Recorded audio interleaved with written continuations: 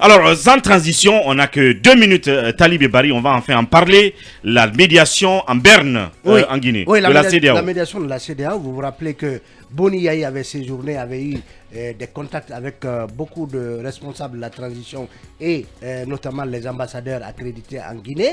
Et il en a dressé un communiqué qui nous est parvenu et il nous avait laissé entendre que la junte n'avait pas de fixation sur la durée de la transition jusqu'à ce que Ambalo nous annonce avoir eu un accord avec le président Mamadi Doumbouya sur une durée de 2 ans. Donc aujourd'hui, on est dans un statu quo très dangereux pour la transition. Ouais. Parce que non seulement il n'y a pas de médiation interne, il y a une rupture totale entre les acteurs sociopolitiques, en tout cas dans leur majorité, en termes d'acteurs significatifs et importants. Et donc il n'y a pas de contact entre ces acteurs et en tout cas le gouvernement et les autorités de la transition. Mais non plus, ce médiateur semble s'être résigné à rester en tout cas le Béninois à l'étroit, et parce que plusieurs fois on apprend qu'il a tenté de renouer le contact avec Conakry pour pouvoir venir rencontrer les différents acteurs. Ouais. Il n'en est pas le cas. Et ça, ce n'est pas bon et justement ce silence entre la CEDEAO et la Guinée, c'est un silence redoutable, parce que il peut traduire quoi? Une radicalisation de la junte qui pourrait avoir décidé de se bunkériser et de ne pas... Mais aussi une radicalisation de la CEDEAO. De la CEDEAO. Donc qu'est-ce qui se mijote en dessous?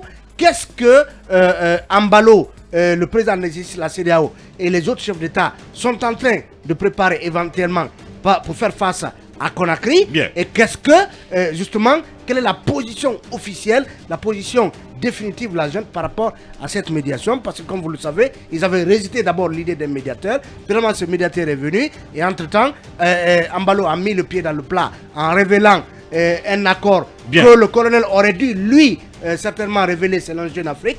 Et finalement, c'est le dialogue du sourd. Et ce n'est pas bien ni pour la Guinée, ni pour la CEDEAO et pour notre transition. Quelle issue? En un mot. Pour le moment, la médiation a du plomb dans l'aile. Maintenant, tout doit venir de la CEDEAO et du palais Mohamed V. Parce que de toutes les façons, il faut que la Guinée s'ouvre. La stratégie du bunker n'est pas la bonne à mon avis.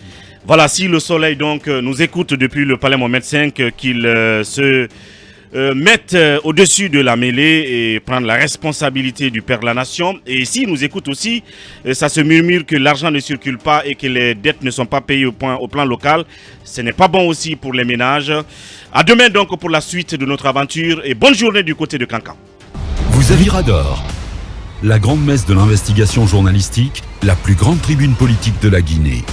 Avec Aboubacar Diallo, Talibé Barry, Mamadou Ouri Diallo, Akoumba Diallo, Kabinet Fofana, Mohamed Kaba, Ibrahima Lincoln Souma, Mamadou Diambalde.